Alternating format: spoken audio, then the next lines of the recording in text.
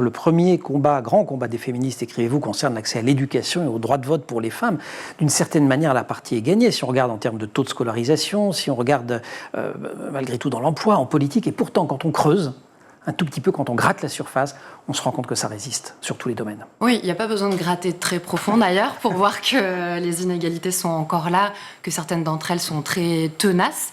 Je pense qu'il faut saluer les avancées. Par exemple, le fait que les inégalités salariales, c'était une bonne surprise quand on a réédité les chiffres dans Bien une société féministe, se sont réduits légèrement, mais il y en a d'autres qui stagnent et d'autres qui régressent. Je pense en particulier à la place des femmes au Parlement. Elles sont moins nombreuses en 2024 qu'elles ne l'étaient en 2017, et ça nous montre encore une fois que la parité en politique ne se fait pas naturellement et que à la moindre inattention, si on baisse un peu la garde, c'est le naturel et un peu les rapports de domination misogyne qui reprennent le pouvoir. Des inégalités qui sont protéiformes, qui se nourrissent de plein de facteurs extrêmement différents.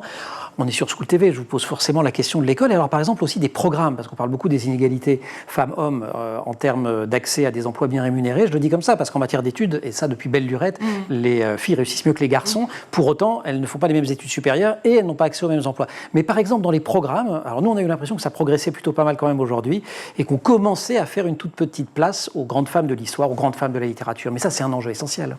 Oui, il y a quelques années encore, il n'y avait aucune femme autrice étudiée dans les bacs littéraires, même dans le programme de français de manière générale. C'est une question portée par les féministes, par un certain nombre aussi d'enseignants et d'enseignantes qui se rendent bien compte qu'il y a une marge de progression dans les programmes qu'elles enseignent. Donc oui, ça fait son chemin, mais encore une fois, voilà, ne pas baisser la garde et puis faire en sorte que ce soit des sujets autant abordés que les autres, que ce ne soit pas considéré comme quelque chose de mineur, d'annexe et encore moins d'optionnel.